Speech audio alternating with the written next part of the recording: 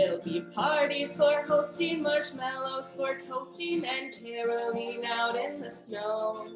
There'll be scary ghost stories and tales of the glories of Christmases long, long ago. It's the most wonderful time of the year. There'll be much mistletoeing and hearts will be glowing when loved ones are near. It's the most wonderful time of the year.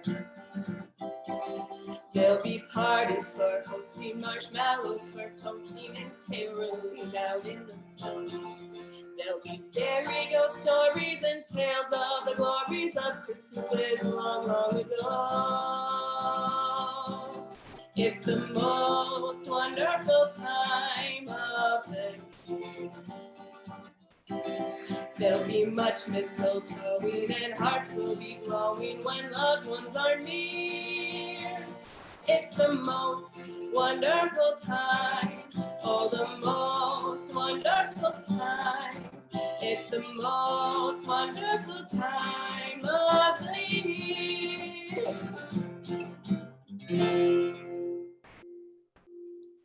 Fantastic, Madison. That was such a lovely performance. Thank you so much for singing that song for us.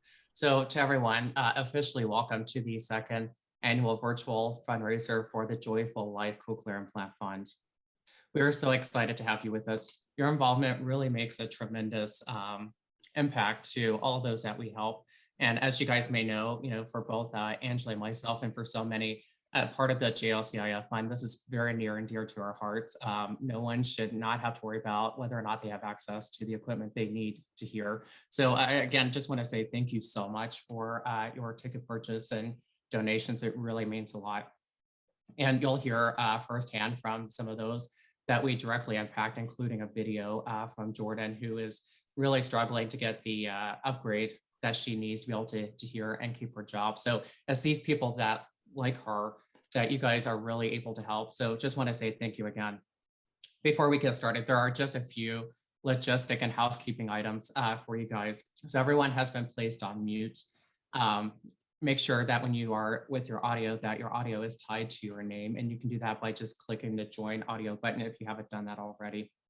And at any time during the presentation and this program, we encourage you to use the chat box, share your comments, share what you're excited about and what you're looking forward to these holidays, and anything you want to share with any of the presenters.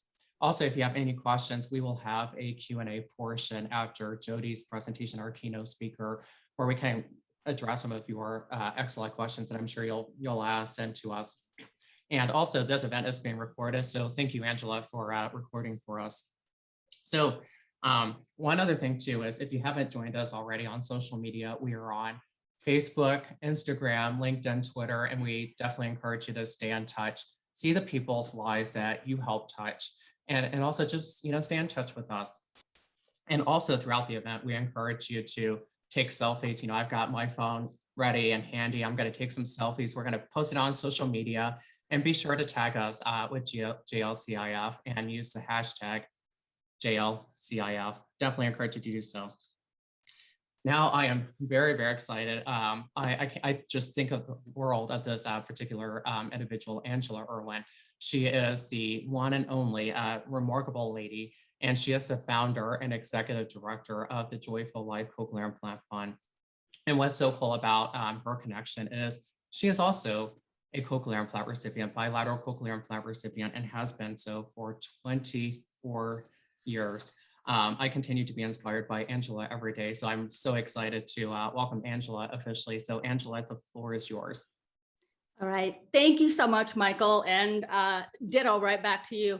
And thank you, Madison, for the beautiful song. Welcome, everybody. We are so excited to have you here for our, as Michael said, our second annual Joyful Life Cochlear Implant Fund holiday event.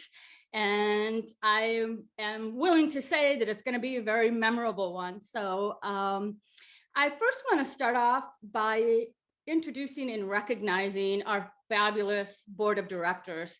When I went out on this limb and decided to start a nonprofit in the midst of a pandemic, the best advice I got was from someone who's been a longtime CEO of a nonprofit organization and said, the most important thing you do is to pick your board of directors as you're starting out. And that was such great advice. And I couldn't be more blessed to have such fabulous, committed, efficient board members. So I just want to give a little shout out. So if you would each just sort of wave or acknowledge. So we're all over the world. So we have Ella Dyer, who is the president of our board, and her baby Simone there.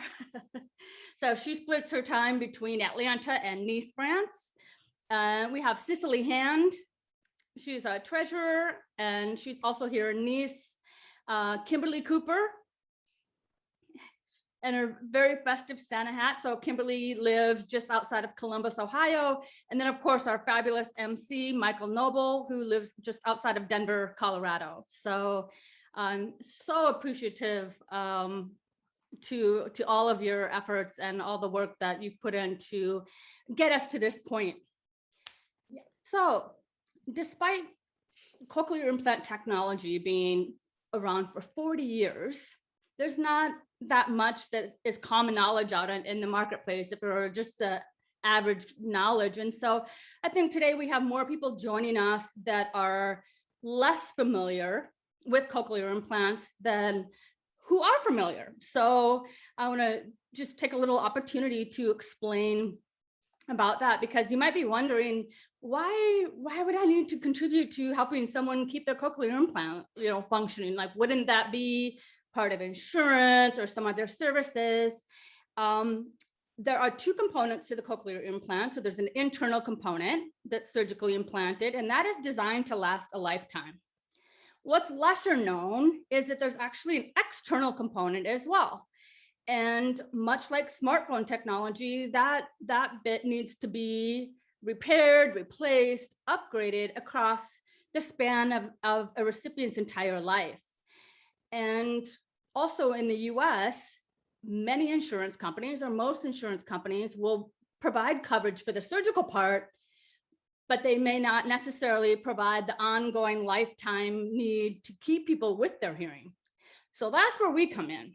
That's why I started this foundation, or this fund, because I did work for Cochlear Americas for 8 years. So I had the opportunity to meet so many fabulous cochlear implant recipients.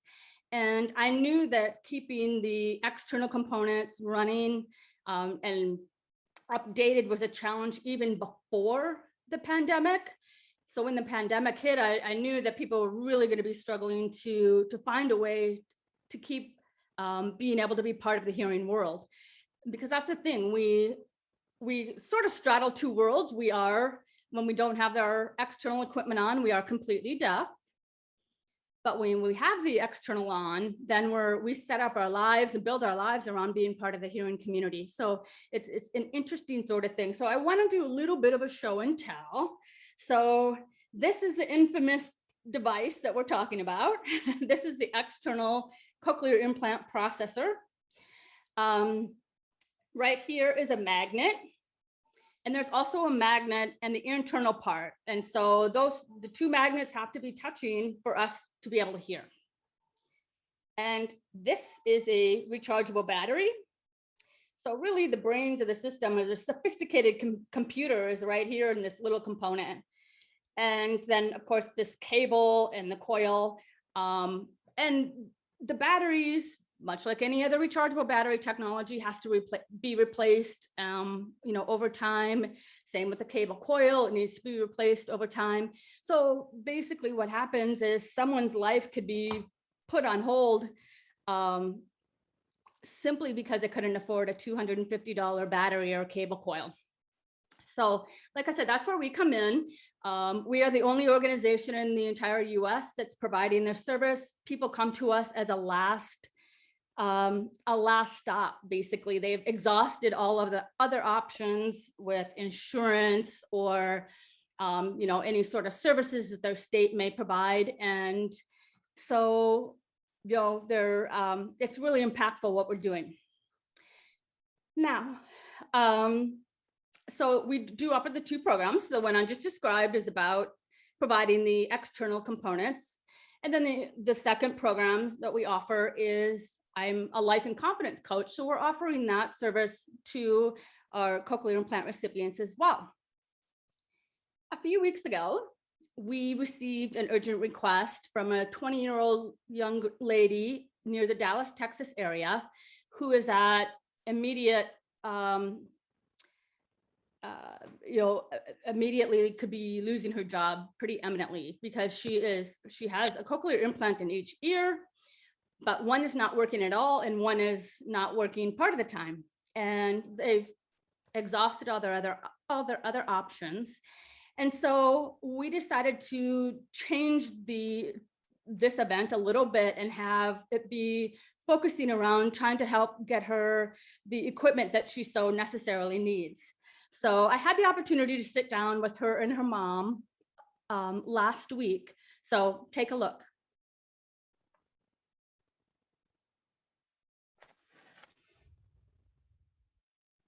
Hello, ladies. Thank you so much for being with me today. I'm so excited to get to talk with you. So we have Jordan and her mom, Jackie, joining us today. So Jordan, you want to tell us a little bit about your hearing loss and how you came to get cochlear implants?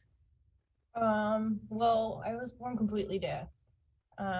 It was at a very, young stage, so I don't remember a lot of things. I know that I wasn't really sick. My mom was never really sick for my hearing to be tampered with or anything. We never got any results from it. We accepted it. We had to do what we had to do in order for me to be hearing or possibly, into the deaf world if that was the case. Luckily, they did some research and stuff. They found cochlear implants, took a jump at that, and that's what I have. I do remember just a little bit of like the surgery going on, being in the hospital for the surgery for the cochlear implants, and just having to go to doctor's appointments, speech therapists, whatever it was to actually, be functioning with my speech, communication, and learning to hear out of these. Yes, I've had them all my life, so that is all I know for my hearing and not just being fully deaf. Yeah. Wow, So I was very proud of me and proud of my mom for all of the help and accomplishments that we had done, because it would not have been easy without that. And it does, like you said, it does take a lot of hard work and actually wanting the results in the end. Yeah, and that is awesome. My biggest fear is losing all of that hard work and results, because I would be going deaf if something were to happen. That's okay. It's okay. It's an emotional, it's an emotional topic.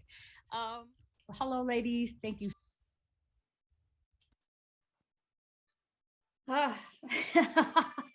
I watched that video so many times and I still get emotional each time.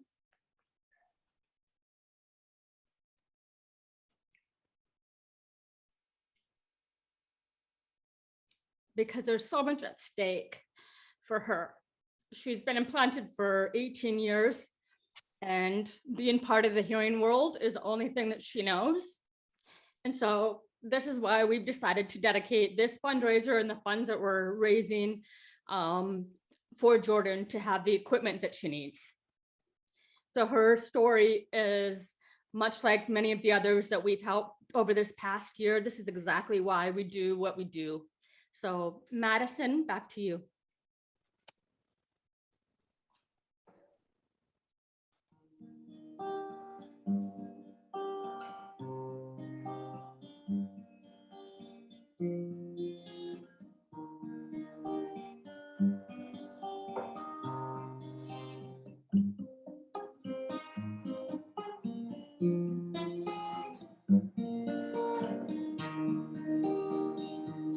I see trees of green, red roses too. I see them bloom for me and you, and I think to myself, what a wonderful world. I see skies of blue, clouds of white, the bright blessed day and the dark sacred night. And I think to myself, what a wonderful world. The colors of the rainbow, so pretty in the sky, are also on the faces of people going by. I see friends shaking hands, saying, how do you do? There is saying, I love you. I hear babies cry, I watch them grow, and learn much more than I'll ever know. And I think to myself, what a wonderful world. Yes, I think to myself, what a wonderful world.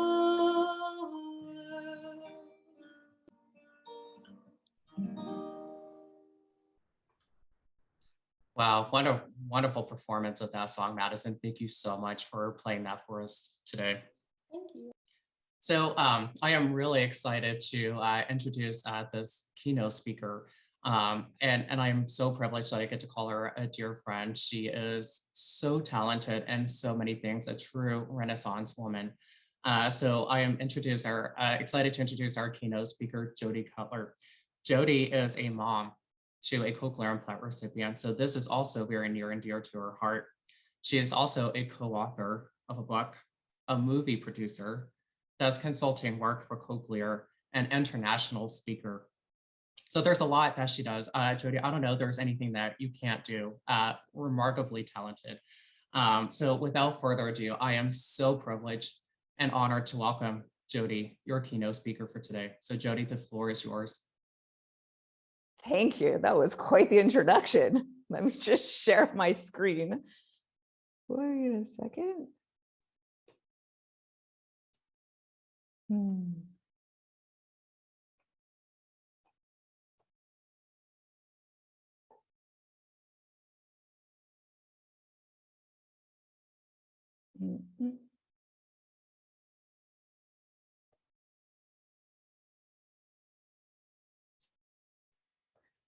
Hello, everyone. It is a complete honor to be here today. Thank you for the introduction.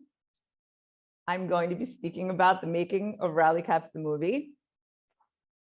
This is the first time that I am actually guest speaking, so I appreciate your patience.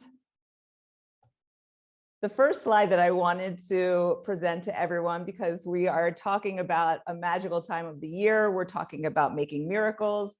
I wanted to talk about the term synchronicity. It's a term originally coined by psychologist Carl Jung that refers to deeply meaningful coincidences which mysteriously occur in your life. When you experience synchronicity, you'll have experiences that seem far too significant to be mere day-to-day serendipitous encounters. Basically, what has happened with the book and the movie, I had always thought of as a series of coincidences, but that kind of takes away from the miraculous nature of everything that has happened. I want to thank the Joyful Life Cochlear Implant Fund and Angela, Michael, Ella, Madison. It's been great meeting you. Everyone has been so kind. I know that last year you had Jim Patrick as your speaker, who just won the NSW Scientist of the Year for 2021. So it's really an honor to be here. And I'm just going to start with this story. When I was 16 years old, I worked at the bagel shop, and I was a cashier. I was standing behind the cash register, and a boy came up to the counter. He was a really, really cute boy. And I mean, I was 16 and my hormones were going crazy. And I was like, oh my God, look at him. And then he started speaking, and I noticed his hearing aids. And I don't know what happened to me. I like got this huge emotional surge. And I looked at him and I just was fascinated by him. And at the same time, I had this emotional response to him. I had to literally go on break. I started crying. I couldn't stop crying. I cried for the entire 30 minutes of my break. And then I went back to work. And I never forgot that experience, because what happened was, well, let's start here. In 1989, I participated in an exchange program to Italy, where I met a really hot guy in the street. There's definitely a pattern going along here. And we fell in love, went back and forth. And then Jordan, our baby, decided that he was going to just come into the world and decide for us where we were going to live. So I decided that I didn't want to spend the rest of my life in Baltimore. I was up for an adventure, and I decided I would move with Jordan to Italy to be with his father. And when Jordan was born in the United States in 1996, there was no newborn hearing screening in the hospital where he was born. And we would go to the pediatrician when he was about 10 months of age. And we told our pediatrician we were worried that he wasn't babbling. He was extremely intelligent, very alert, but no sound. And my pediatrician was like, "You're neurotic, don't worry about it. Everything's fine. He's the child of bilingual parents." So I went online, I researched it, and I found out that that was true. It could cause late language. So we moved to Italy when he was 11 months old. We went to the pediatrician here in Grosseto, and we expressed our concerns, and he did a little ball test, which is like ding, ding, ding with little bells, and Jordan did not respond. So he said, "I think you should go see an audiologist in Florence." We went to see the audiologist in Florence, and basically Jordan was diagnosed with profound bilateral sensory neural hearing loss. She said, "You cannot speak to your son in English because you will confuse him." As we know nowadays, that's not the case. But I really was like shocked by the diagnosis. I didn't speak a word of Italian. And 1 month later, he was fitted with hearing aids, and we started speech therapy 3 times a week. Everything was paid for by the Italian national healthcare system. We did not have to spend €1 at the time, lira, for our child's access to listening and spoken language. So in the meantime, when I'm struggling trying to help my son learn to speak and learn Italian at the same time, my father sent me this little short story that he was working on, and I read it. It was about when he was young, and he got hit by a baseball bat. And I read the story, and I'm like, "Oh, this is cute." And had I never said these words, it could really become an excellent book. And so my relationship with my father from that moment became, "Hi, Jody, how are you? How's Jordan? Write the book." And I was like overwhelmed trying to figure out how to give my son speech, because at that point he was 8 years old. His peers were like beyond language at that point, and I saw him suffering. So we researched cochlear implants, and based on his type of hearing loss, we decided that that was the best option for him. He had his cochlear implant surgery. He, based on the speech therapy that he had been doing for the years before that, made incredible leaps and bounds. And I suddenly found my son have access to spontaneous language, and I saw him fly. And at that point, what I really wanted to do was find a way to thank all of the medical professionals that had helped him reach that point. So I felt motivated, and my son was more independent, and I started writing the rest of the book. What I wanted to do was create a character that was a strong deaf character with cochlear implants, so that my son could see himself in literature, something that did not exist before that. I wanted him to be able to identify with a strong character. So that was my motivation in writing the book. That, and making sure I could have the dedication page and list every single medical professional possible. So the book was published, and it was published in English, and then it was published in Italian. I sent an email to Professor Ferdinando Grandori, who was the person responsible for the Newborn Hearing Screening Congress in Cernobbio, Italy. saying that I would love to tell our story. Like, I don't even know how I get these ideas. They just come to me because I don't even know what I was thinking. I'd never spoken in public before, but I just really felt that I needed to tell our story. So he accepted. I'm like, okay, now what do I do? I had never traveled in Italy. I literally took 4 trains to get from Grosseto to this speaking engagement. I was so nervous. I remember I had my earbuds in, well, my earphones in, and I was listening to like Winning Women or Rihanna's Umbrella and walking and trying to psych myself. I literally almost got hit by a car. I didn't even see the car coming. But I made it there. And I spoke in front of like 800 of the leading professionals in the field of audiology. At that Congress, I met parent leaders from all over the world who, well, there were like from Hands and Voices, they were from NCDS, Aussie Deaf kids, from literally all over the world. And we sat under a tree and we talked about the need for parental involvement, for the importance of families to have resources. And so we created a coalition called GPOD, that's now GPOD HH, that's a member of the World Hearing Forum. I was so inspired by these parent leaders that I decided that I wanted to be more active in Italy. And I wanted to be able to thank the medical professionals, offer support to families, increase awareness about cochlear implants because there were too many myths and legends that were going on. And I wanted to provide sensitivity training for pediatricians because I didn't want other families to be told that they were neurotic when they expressed the concern that their child was not hearing. How to achieve those objectives? Storytelling is among the oldest forms of communication. Storytelling is the commonality of all human beings in all places and in all times. So I decided I wanted to tell our story.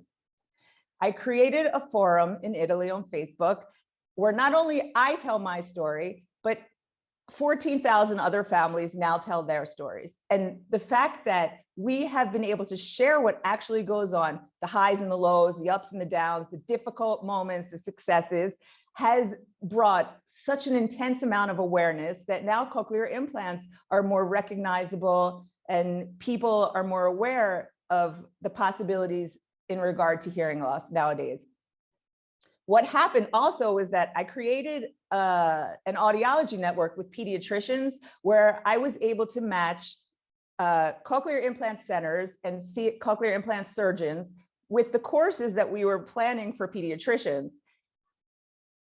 None of this was easy. In the beginning, nobody even listened to me. Like people, it was literally impossible to have a person listen to me. But I remember one pediatric course, somebody stood up and was like, I already know this, why do I have to listen to you speak? And I was literally trying to give them the parental perspective. And so I patiently replied to that person. Working with medical professionals has given me a lot of experience in dealing with communication with a lot of different types of people. Now, if I have a problem, I can call a surgeon and they will help me. So why am I telling you all of this? Because to get from there to here was a 25-year process. And now this is where we are. My dad, as insistent and persistent as he was in getting this book made, he was like 5 million times worse in wanting for it to become a movie. He was so insistent. I don't even know how many letters he wrote to anybody who could have possibly been involved in making a movie. And he found Lee Chipola, our multi-talented director. Like maybe 10 years ago, he first contacted Lee and Lee was like, he was interested, but we weren't able to make it happen. So then in 2020, around March of 2020, Lee apparently was laid off of Disney, and he decided to go on this walk, and he grabbed the book Rally Caps and he took it with him on his walk, and he sat down at on a rock in Colorado and read the book, and he decided that he was going to make this movie. So he called my dad. My dad told me, and I was like, you have to be out of your mind to make a movie right now. We are starting COVID. I know that you are in the United States and you have no idea what's going on. I'm on lockdown in Italy right now, and you have no idea what's coming. This is not the time to be making a movie. So obviously my dad didn't listen to me. He just stopped talking to me. And they continued to proceed. The movie was supposed to start filming in May of 2020. So my dad calls me and he's like, we're not going to start filming because of COVID. I'm like, that's a really good idea. And so in the meantime, what happened was Lee took the script. He made the script 100 times better than what it was. And so when I reread the script, I started getting enthusiastic about the situation. They started working on the movie in 2021 of January. And they started doing table reads with all the young actors. And I started getting more involved. And then what happened was one of our producers, and this is how she talks like this. She's like, Jody, I'm going to get us a good actor for this movie. And we're like, okay. So we had a budget for an indie film, like a very small budget for an indie film. And she sent the script to Amy Smart and Judd Hirsch, and they both accepted. They loved the script.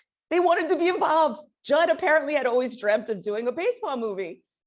And so we filmed 3 days in Los Angeles with Judd Hirsch, Amy Smart, and Carson Minier. We're going to go back to Carson in a couple minutes. And then they filmed 1 day at Field of Dreams in Iowa. Note, Field of Dreams had like, you know, that whole big game this year. We filmed like a month and a half before that game. There was a tornado warning while they were filming. So they literally only got to film for about 2 hours time because they were stuck in like the warehouse there at the Field of Dreams, praying that the tornado didn't, you know, kill them.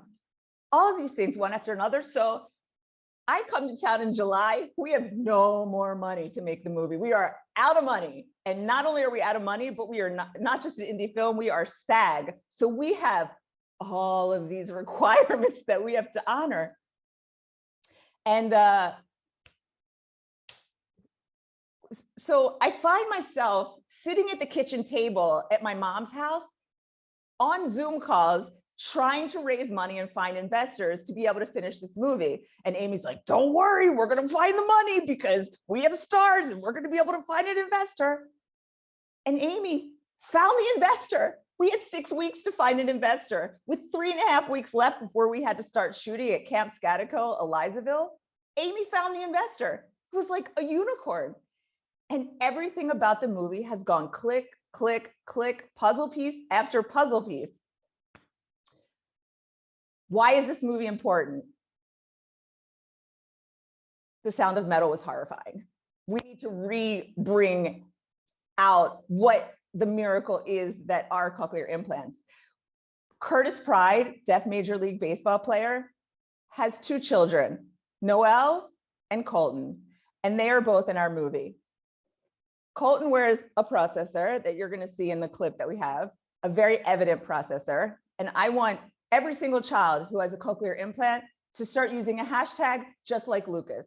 Because now, because of this movie, we are going to make an invisible disability visible. And not only visible, it's going to be cool. Now, another thing that happened during the process that of the 6 weeks that I was working on the film is that I asked for help. I never ask for help. I hate asking for help. I'm not a person who asks for help. I give help. But this time I asked for help because I felt like the reason was so important. Like I really wanted this project to help so many families and so many children. And I started meeting a lot of people and everybody just offered a hand. And one of the women that I met helped us out with Camp Scatico and introduced me to her aunt, who happened to be an actress, Kathy Ladman. And then another issue with hearing loss is stigma. And I wanted to blow stigma out of the water. And so many people of a certain age are embarrassed by wearing hearing technology. And I wanted the Kathy Ladman character, her name is Ruth in the movie. She has an invisible hearing aid, and there's a scene where she takes it out and shows the Lucas character. And he's like, I go big or go home. You know, like we need, it's so important for people to not be embarrassed by wearing hearing technology. Another thing that we do in the movie is we show the accessories. We show the water, you know, the Aqua Plus, the Aqua case. We show an FM system, how that can help children with hearing loss in a situation with sports. So it's an opportunity for some evolution here. Now, insane things have been happening with I mean, like, I don't even know how to talk about what's going on right now because so many insane things have been happening. But as I've said, my entire journey has led to this point. A focus on newborn hearing screening has led to also a focus on hearing screening in adults. So one of the people that helped us was Eileen Jones of the Gift of Hearing Foundation, who had been involved in Jacob's Ride. I don't know if anybody remembers this, but in 2013, Jacob, who has cochlear implants, bilateral, rode from stadium to stadium, all 30 stadiums. And Eileen was recommended to me to help us out by Melissa Chaikoff, who is Usher One App Foundation. And at a certain point, I was like, Eileen, your contacts are going to be important because we're going to do a screening project. And what we've created is the Rally Caps Hearing Loss Awareness Day in ballparks across the United States. We are currently in the process of having Zooms with every single ball club. There were some community relations people responsible that we were not able to get in touch with, and other friends have given us their contacts. So far, we have the Mets on May 1st. We have the Tampa Bay Rays on May 15th. The Guardians have basically signed up, waiting on a date with them. The Orioles have signed up, waiting on a date with them. Nobody has said no so far, and they're going to give us the chance to give resources and information to everyone that is at their stadium. And it's just been literally one miracle after another. So I just want to say my message. Well, I have two messages. First, I'm going to give you a message on behalf of my dad, who literally has been saying, dream it, believe it, work it, achieve it for the past 15 years. And so from my dad's mouth to here. And another thing I want to say is to look for the miracles in your life. And whenever you can consciously be a part of creating them, do that. I am Jackie, except I am luckier than Jackie because my Jordan, let's talk about synchronicity, my Jordan has access to upgrades. Why is my Jordan fortunate and her Jordan is not fortunate and doesn't have access to upgrades? Thank you. I just want to thank everybody who has donated. And if anybody has the possibility of donating more, take this moment and be part of creating another miracle for another person. Thank you for your attention. And now we're going to show a clip.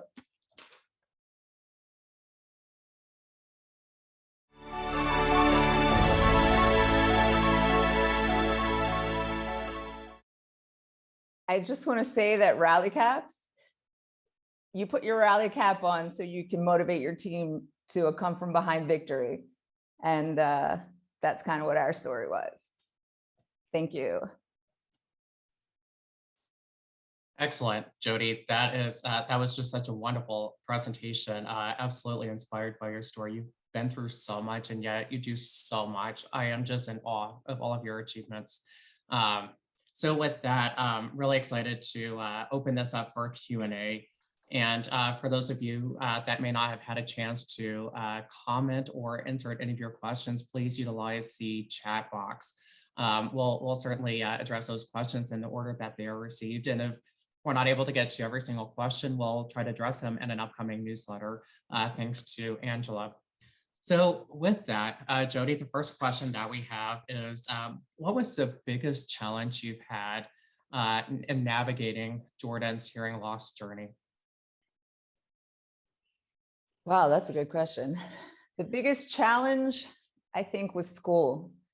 At the beginning, there was a time when he was in preschool, and I remember having a parent-teacher. They were always a nightmare, the parent-teacher meetings. I mean, they were not like, I dreaded going to the parent-teacher meetings because they never had anything nice to say. And so when he was in kindergarten and he was supposed to go to first grade, I actually had the teacher say to me, don't send your child to first grade because he's violent. And he wasn't violent. He just was so frustrated because, once again, you know, when you can't communicate, you just get frustrated. And we had to make the decision to do what we thought was best for our son, and keeping him back a year when he was obviously too intelligent was not the right decision. So he ended up going to first grade and he ended up doing really well. Another challenge was the fact that my parents in the United States didn't speak Italian. So it was really difficult for them to communicate with him. And often they would be like, why don't you sign with him? Why don't you sign with him? And I couldn't learn sign language. I had nothing against sign language. It would have been a pleasure to learn sign language, but I couldn't learn sign language on top of Italian. So it just was such a difficult situation communicating with my family and my son and trying to teach him the Italian. So yeah, there were a bunch of complicated things. I will say that we were very, very lucky as far as, once again, access to hearing technology, and the economic burden was really taken off of us. That's awesome, Jody. Yeah, and I think that's one of the biggest, misconceptions sometimes, or misunderstandings, is, when you have a child growing up with a disability, that they're not going to be able to be mainstreamed or perform at a certain level. But actually, that's not true. We are more than capable, and certainly in the case of Jordan. And I think a lot of it has to do with having a great advocate and having access, which not everyone has that resource. So yeah, thank you for sharing that, Jody. I think that basically I had to be his voice in the beginning until he could raise his own voice. And it's so important for parents to know and to be able to have that type of voice. And for them to be able to do that, we need to give them as many resources as possible. Absolutely. And, the next thing too is, the Joyful Life Cochlear Implant Fund, thanks to Angela, provides a lot of, confidence coaching and whatnot, because, I think for a lot of individuals who have hearing loss, because they're always told, no, you can't do that, or you're not going to be able to do X, Y, Z because you have a hearing loss, which we all know is not true. We can do all of those things and more. What was that like, helping Jordan have, that self-confidence and being able to, build that up throughout the years of his growing up with hearing loss? I think that the most important thing is to concentrate on his strengths, because obviously going to speech therapy 3 times a week is concentrating on what he has difficulty in. So to be able to encourage a child, you really need to concentrate. Is he good at soccer? Is he a good swimmer? Is he a great singer? Is he a little actor? You really need to identify what your child's strengths are. And that is how they develop a stronger sense of self and amidst the difficulties. Yeah, that's excellent, Jody. Thank you. And yeah, I just want to highlight, with the JLCIF fund, not everyone has had the privilege of, having superstar moms like Jody and whatnot. And so what the JLCIF does is provides that confidence coaching, because everyone with hearing loss with cochlear implants are more than capable of doing anything that their heart, desires to do. So really appreciate that. So this next question is from Cicely. How is Jordan doing now? What has been his impression of the efforts to get Rally Caps made into a movie and to spread the word about hearing technology? Jordan, that's an interesting question. First of all, Jordan has found himself thrown into the position of advocate, like it or not, because, well, he actually is really good at it. I'll never forget the first time I went to Pisa and he was going to get like his cochlear implant mapped. And there was a family with like a little baby who had just gotten a cochlear implant. And obviously it's a really difficult moment for them to be in. So I'm like, Jordan, go talk to that mother, give her some hope, tell her, make her feel better. So he would go and he like had this conversation and the mother felt better. And then he found himself speaking at different congresses throughout Italy. And at a certain point, the parent teacher conferences got a lot better because I made him go in there and advocate for himself, because I'm like, you know what, if things aren't going to be going well, you're going to be dealing with it now, because I'm done. I gave you the voice, you got the voice, use it.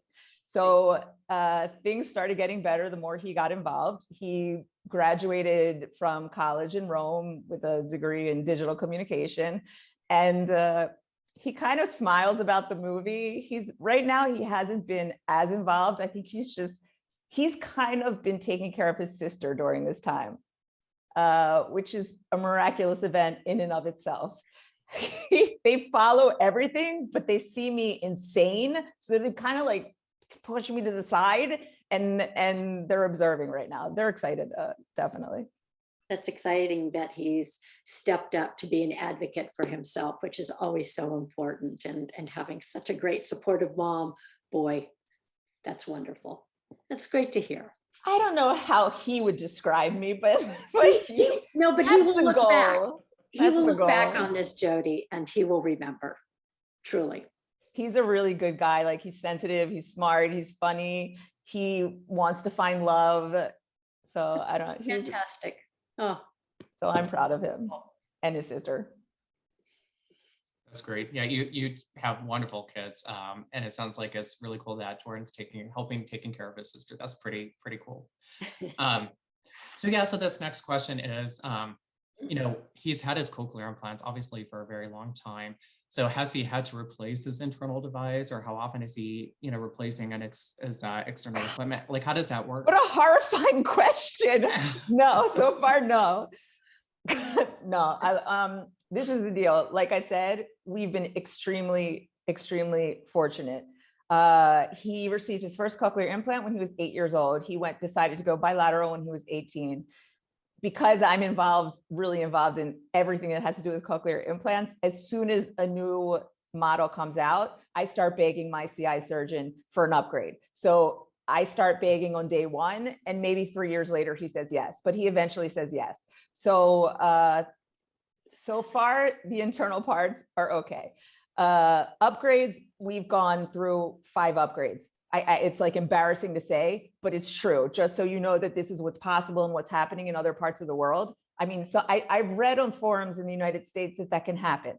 I guess it depends on insurance, but my son shouldn't be luckier than another child and have access to hearing technology. So yes, that's our situation.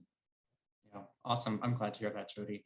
Yeah, and that's the cool thing about these internal cochlear implants is they are designed for to last a lifetime. I have one myself, and just celebrated 30 years of the same internal implant this summer. That is what I like to hear. Yeah, exactly. So it's pretty cool. But I think part of the magic is the external equipment, being able to upgrade every so often with the same internal implant. So I keep hearing better and better. And similar to you, Jody, it just breaks my heart every time I hear a story like, Jordan in the video earlier, not your son, Jordan, the other Jordan. And, no person should be denied having access to the latest technologies simply because of economics.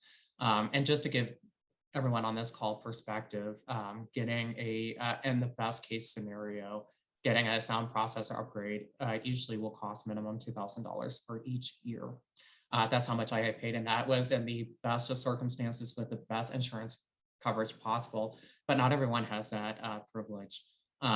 So it can cost $5,000, it can cost $9,000, just depending on the situation. And those are exactly the kind of people we want to help, very much like in that video you saw earlier with Jordan. So kind of shifting to your book and movie. So one question that I got is, where can we buy the book Rally Caps? Where do we get copies of that? Rally Caps, the book, is available on Amazon or on rallycapsthemovie.com through the website. I have to say, I have to be totally honest. I mean, I love the book, but the movie is like, this is one of those occasions where the movie is so much better than the book. He really added a lot of different layers, and we added new characters with, so, I mean, the book is amazing and I appreciate that. I like, it's definitely worth reading, but I'm really excited about the movie. We still have to find a distributor, but everything has been, I have total faith. We've just been so fortunate. And if I could sit here and tell you all of the miracles that have happened around this movie, we're literally making a list so that we don't forget anything. And all I can say is that when we filmed in Camp Scatico, Elizaville, there was so much love at that camp. It was literally all love. And there was no Wi-Fi, so the kids couldn't be on their telephones. They couldn't be there were no video games, no television. They were literally playing dodgeball with their parents at night after a horrifying meal in the mess hall. There were spiders in the bunks, and everybody was in this situation. We couldn't wash our clothes for a week. And we had the COVID monster looming over our heads, but we managed to make it through and finish everything. And it was just an unbelievable experience. I'm finished. I know we have to move on. That's awesome. Yeah, and Jody, I remember following the Rally Caps the movie Facebook page with all the updates, and there was something very magical going on during the shooting at the camp. So yeah, for those of you on the call, definitely encourage you to check out those posts on Rally Caps the movie. So that leads into this next question that I have here is, how do we stay up to date with where the movie is and when it's going to get picked up? We know it's going to get picked up, so how do we get those updates? We post on Instagram, Rally Caps the movie. We post on Facebook, Rally Caps the movie. You can follow me, Jody Michelle Cutler. All of my posts are always public. Literally, my life is a public event. So anything that happens, I'm posting and sharing, because I've tried to make everybody a participant in all of this, because I'm literally the mother. I mean, I'm the mother and all this is happening. And so I want everybody to share it with me, because I find the whole thing shocking. I mean, like dealing with Hollywood producers and things like that, becoming a Hollywood producer. I just want to show you my bat. Carson, whose name is Carson, mini ear. Like, is that even possible? His name is Mini Ear. And his family gave us Rally Caps bats. Mine says producer. Oh, cool. Oh, cute. To all of the cast and the whole thing is shocking. Wow. And so trying to keep everybody a part of it. That is so cool. Yep. Excellent. And then I think we have time for one more question here that I've got, and it looks like it's the last question, is, you know, as you're going through the process of writing a book and then making a movie, I mean, I think those are usually things that we only dream about, but never actually get the privilege to do. But you made it happen, Jody, with your father. What was maybe the biggest surprise or like learning that you had going through all of those two things that you didn't expect? The first time I saw a teaser, the sizzle of the movie, I saw Judd Hirsch and Amy Smart acting out a scene that I wrote that was about me, that was in the book. Like, Amy Smart was me. I was Amy Smart. I mean, like, really? Judd Hirsch is playing my grandfather. Okay, that just is my grandfather used to watch Taxi and like loved him. My grandfather is literally getting a kick out of this up in heaven right now. So just seeing my book brought to life is overwhelming and mind blowing. And that was the first time I cried and it hit me, was when I saw that scene. Wow, that is pretty cool to have someone like Amy Smart play you. That's awesome. You're a celebrity now, Jody. And the other part was when there's a scene where the character Jordy calls the character Lucas Deaf Boy, and he literally plows him down on the mound. That was another cathartic experience for me. I mean, they were all fine, but that was definitely a cathartic experience for me. It's just amazing. Wow, what a remarkable experience. Well, thank you, Jody, so much. I have so enjoyed your presentation, and thank you so much for your time to go through the Q&A. I absolutely cannot wait to see the movie in its entirety. I am just chomping at the bit, and we'll have to maybe organize like a movie premiere or something like that when it does finally get distributed and picked up, which I know will happen. It's just a matter of when. So we'll definitely stay in touch on that. Thank you, everyone, so much. So yeah. Honored to be here. Thank you. Thank you, Jody. All right, well, we're going to go ahead and go into another song from Madison. So Madison, take us away again. All right, here's some Frosty the Snowman for us.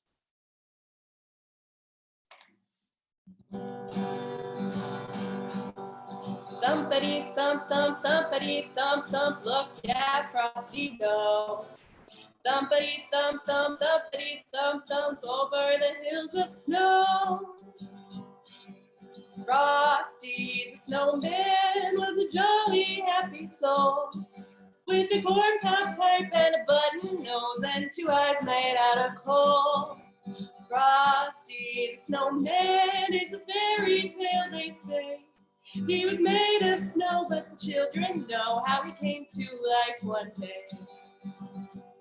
There must have been some magic in that old silk hat they found, for when they put it on his head, he began to dance around. Oh, Frosty the Snowman was alive as he could be, and the children say he could laugh and play just the same as you and me. Frosty the snowman knew the sun was hot that day. So he said, let's run and we'll have some fun now before I melt away. Down to the village with a broomstick in his hand, running here and there all around the square, saying, catch me if you can. He led them down the streets of town right to the traffic cop, and he only paused a moment when he heard them holler, stop. Oh, Frosty the snowman had to hurry on his way. But he waved goodbye, saying, don't you cry, I'll be back again someday. Thumpity thump thump, thumpity thump thump, look at Frosty go. Thumpity thump thump, thumpity thump thump, over the hills of snow.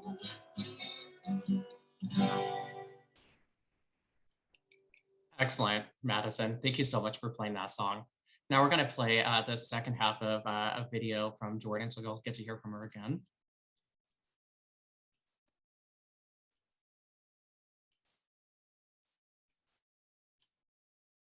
What's been happening with your sound processors or with your hearing. So the external components, because again, a lot of times people don't understand there are the two components of a cochlear implant. You have the surgery, which is hopefully once in a lifetime, but the external sound processors are something that need ongoing repair, replacement, upgrades, and people don't seem to understand that part of it. So tell us what's been happening with your sound processors. Well, with my sound processors, they do get expensive to maintain. Sometimes we can't afford it. We have no insurance. So that's just like a huge thing that people don't understand. It's always going to have to be maintained. It's like how people get new phones. Like, oh, new phone came out. Okay, well, let me get another one. You're upgrading it. I need the same for my ears for them to work 100% efficiently. If they're not working right, then that lacks my hearing. It deteriorates my hearing. I know I don't have hearing as a normal person, but this is my hearing. This is what I'm used to in my life. But it'd be also like, again, if you were in a wheelchair. Okay, one wheelchair won't last forever. It might, wheels will need to be worn, they get worn out, they need to be replaced.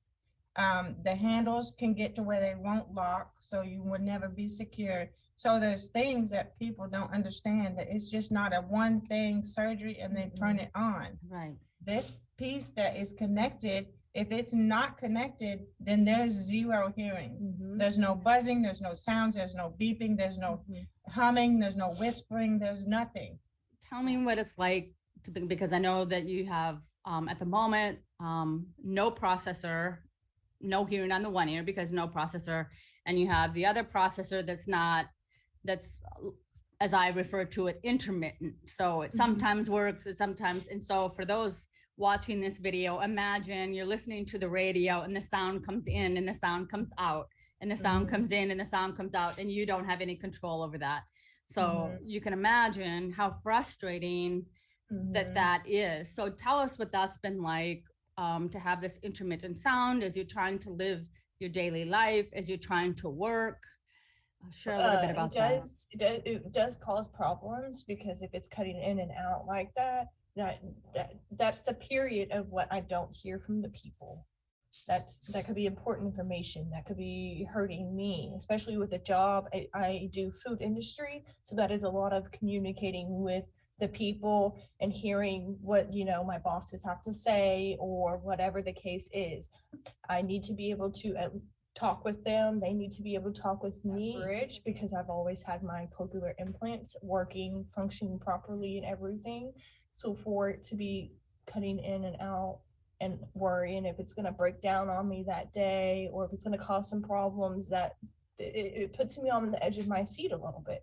Besides, just because I've always been hearing, sure, I don't, wear my ears all the completely time to go to sleep or to shower or swim and stuff like that.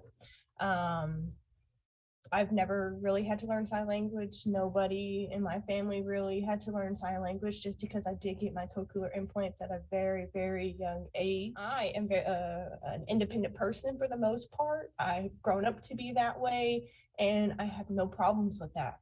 But if my ears get ripped away, then that leaves me to be relying on everybody for the rest of my life.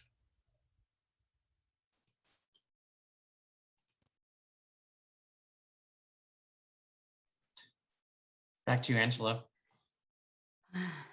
So, my goodness, I promised you at the beginning a memorable event, and I think that we have accomplished that. It's interesting, Jody mentioned at the start of her talk synchronicity, and there's a couple of things here. Number one, the fact that her son Jordan and this other Jordan that we just heard from, you know, that is just such an interesting thing as well. And also, I had the privilege to meet Jody for the first time about 3 months ago or so. We were having this discussion, and she mentioned to me Curtis Pride. And I'm a huge baseball fan, New York Yankees fan. And I got to meet Curtis Pride like 20 years ago when I was working for Cochlear. He was a keynote speaker at a fundraiser, and I was there for work. And so she starts mentioning Curtis Pride's children are in this movie, and I was just, my mind was blown. It's just, you know, so amazing. So Jody, thank you so much for such an inspiring keynote. There's so many fabulous takeaways, and I definitely do want to get your dad's quote. Can I add something there about Sure. the Curtis Pride? I got Jordan's diagnosis in Italy. The first time I came back to the United States, I was like struggling to find information that would help me understand more. I remember going into a bookstore and finding the book Choices in Deafness. I opened the book, and I opened the book to Curtis Pride's story. Oh. This was the first story of an individual with hearing aids who could speak that I had ever read. And I told him that when, you know, when all this was happening with the movie. So just to jump on the back of what you just said, for me, it was extremely emotional to have him as part of this movie. Wow, that is just incredible. And I know I have an autographed picture of him because he was playing for the Yankees at that time. I forgot to mention that, from that fundraiser, and I need to pull that out because it's so hard to believe. So wow, that is going all the way through this theme. As Jody also said, and Michael mentioned as well, you know, someone's economic situation should not be dependent, or, you know, their ability to hear should not be dependent on their economic situation. And I've had a lot of people ask me, you've lived in France for over a decade now. Why are you starting this nonprofit that's focused at the moment for US cochlear implant recipients? And it's the answer that Jody gave. I feel so fortunate to live in a country that my healthcare provides me reimbursement for anything that I need for my cochlear implant or the external sound processor. So that just makes me want to give back even more. And that's motivated me because I know that there are people that just don't have that. And you know, it's just wrong, point blank. Mm-hmm. But so we are at the moment, I believe in my latest updates, we are about $1,500 short of our goal to help Jordan get the 2 upgrades that she needs to have her hearing stabilized and to be set again for a long term. And so there are 3 ways that you guys can help us with that. I kindly ask for your help. I'm so appreciative for your support already. But if you have the ability to donate a little bit extra so we can pull off this Christmas miracle for her, we have the QR code here. If you scan that, it will take you right to the donation link. So thank you for considering that. The second way that you can help us is to share with your networks. Now, I know that there are so many wonderful, worthy organizations out there that are, you know, also asking for donations, particularly at this time of the year. But also I know that there's a lot of, you know, sometimes people are hesitant to donate to some charities because, some have gotten a bad rap or may not be spending the money so well and that sort of thing. So I think a personal recommendation goes a long way, and hopefully you've been touched and inspired by what you've seen here this evening.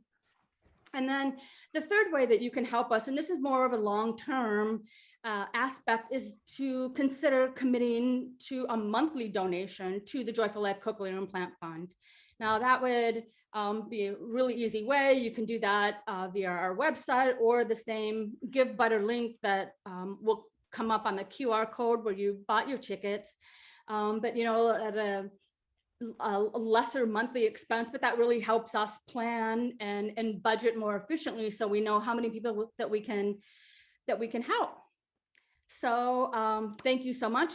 We're extremely grateful for your support and for being here. And so those are just a few other options if you might be able to help us in that way. So speaking of budgets, I do want to share a little highlight of what we've experienced in the last year, the very first year of the Joyful Life Cochlear Implant Fund. So we officially launched last October, and really didn't know what to expect. But in our first year, I'm happy to say that we raised nearly $15,000. And that's pretty good considering we're a tiny startup and in the midst of a global pandemic. But the news gets better. Because we have a special contract with Cochlear Americas, we're the only nonprofit that they've ever done a contract with, which is interesting. But we are also the only nonprofit in the entire US, and I still have to wrap my brain around this, but I did my due diligence at the beginning of this, before starting this organization, because I thought surely there have to be other organizations that are helping people that have no other options to keep this external equipment functioning, and there is not.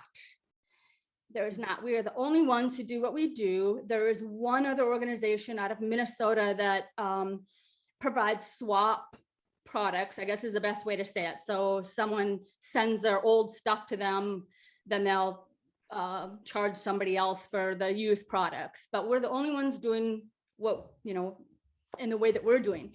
And because of this great agreement that we have with Cochlear Americas, so despite only raising $15,000 last year, we've actually been able to distribute over $40,000 worth of product to people just like Jordan, who had no other options and were at risk of losing their jobs. The very first request that we got came from a young gentleman in his, I think he's 24.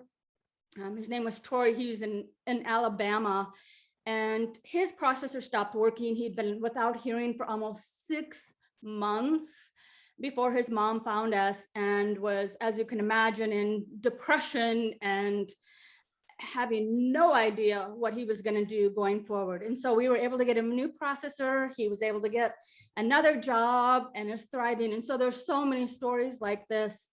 And it's interesting because we sort of stumbled on a little micro niche that I did not expect.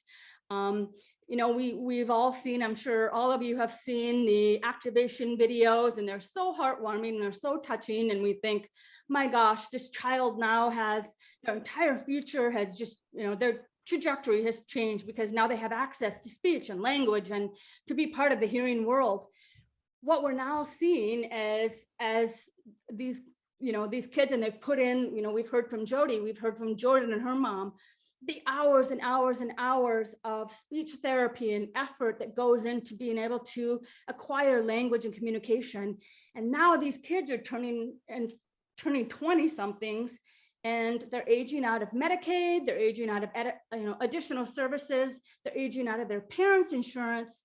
And so that has been a surprise, because I certainly didn't expect to see that, but those have been the most frequent requests that we have gotten, have been some, young 20-something-year-olds who it should be like the most carefree time in their lives as they're trying to set up their foundation and grow. So I just wanted to share that with you. And in addition to the $40,000 of product that we've been able to distribute, we've done about $10,800 worth of life and confidence coaching as well. So I mentioned at the beginning, we have those 2 programs. So that's what we've been able to do in our first year. And so if you think about it, basically, your donations are having like 4 times the impact because we've been able to be so efficient and stretch our dollars so far. So, and you can see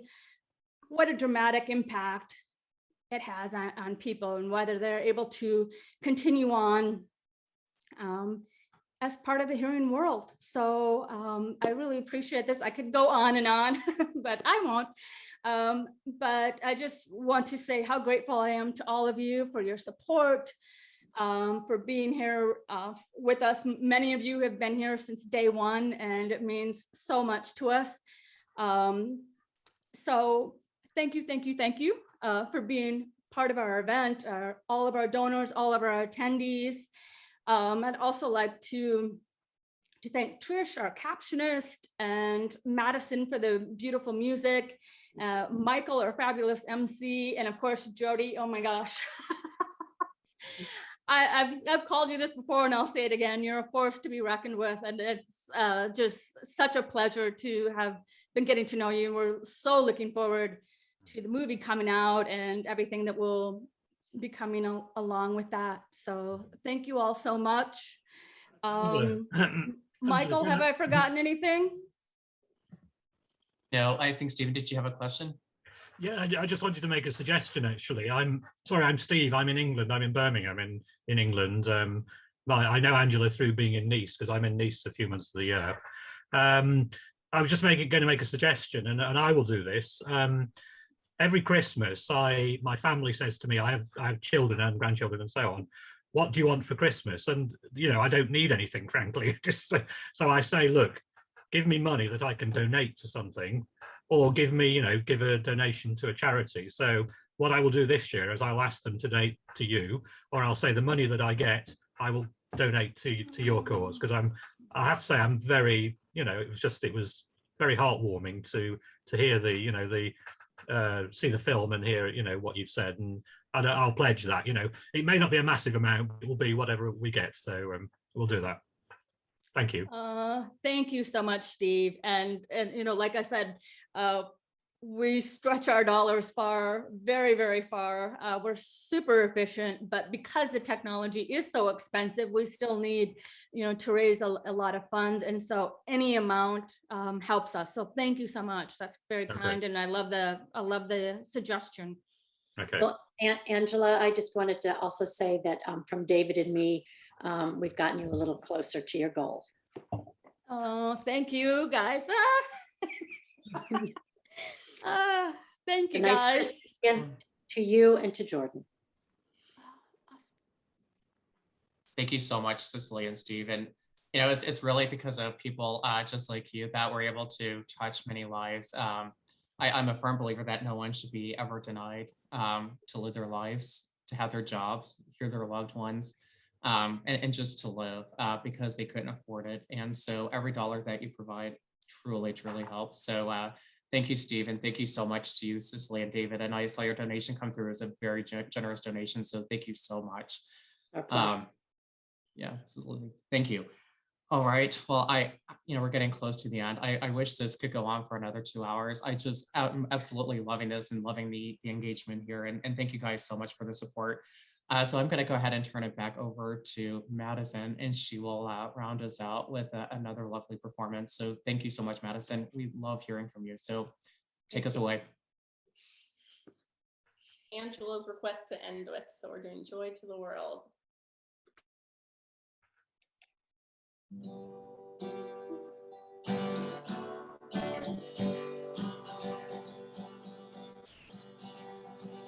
Joy to the world, the Lord is come. Let earth receive her King. Let every heart prepare his room, and heaven and nature sing, and heaven and nature sing, and heaven and nature sing. bring. Joy to the earth, the Savior bring. Let men their songs employ, while fields and floods, rocks, hills, and plains repeat the sounding joy, repeat the sounding joy, repeat, repeat the sounding joy.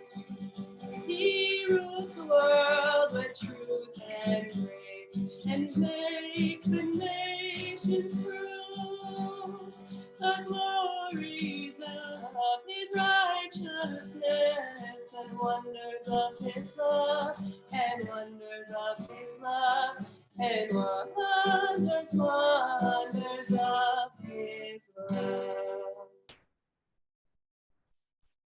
Excellent. Thank you so much, Madison, and certainly deserves a huge round of applause. And thank you so much for donating your time to help and give us such lovely performances. It really means a lot. And of course, thank you so much, Jody. Absolutely loved your presentation and all that you do to continue to spread awareness about hearing loss, cochlear implants, and of course, us with JLCIF really means the world to us. And of course, none of this could happen without our one and only Angela. It has just been an absolute privilege and honor to support JLCIF and all that you do. You really put all the passion, the emotion, and of course, the creative talents. You bring so much and you've touched so many lives. So Angela, the world is a better place because of you. So thank you. And of course, thank you to all of our generous donors and all of you that, are helping to spread the word and even pledging, very much like what Steve just shared his idea. So really thank you guys. You really make this JLCIF fund a reality. So really appreciate all the lives that you're helping to touch. So with that, I'm going to go ahead and wrap us up. I just want to say, again, thank you. And I hope you have a wonderful, happy, healthy holidays and well spent with your loved ones. So we wish you well and good health. Cheers. Cheers, and we'll say bon fête en français. So with that, cheers. Cheers, everyone. Cheers. And Merry Christmas from England. Ah, Merry Christmas. Merry Christmas. Oh, well done. We're reaching around the globe. We are.